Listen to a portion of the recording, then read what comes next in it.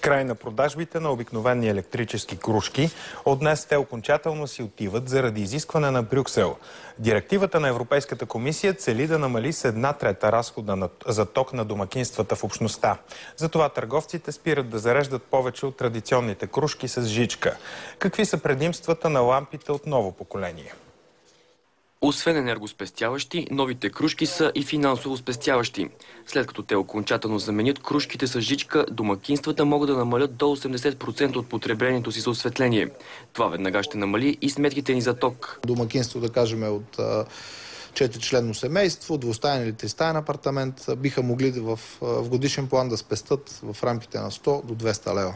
Едновременно с това, всяка година ще пестим и минимум 600 гигаватт часа енергия.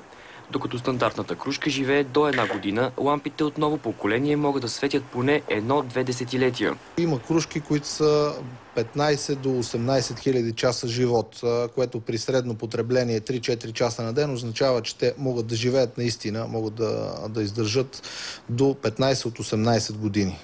Последните няколко години все повече българи осветяват дома си с новите кружки. Нажежаемите обаче се очаква да изчезнат окончателно от употреба до 2-3 години. Определено съществува в потребителна носталгия по старите кружки и все още се намират на пазара.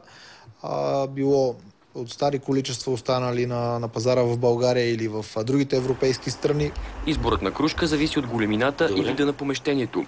Когато купуваме обаче, трябва да внимаваме да не попадем на некачествени лампи.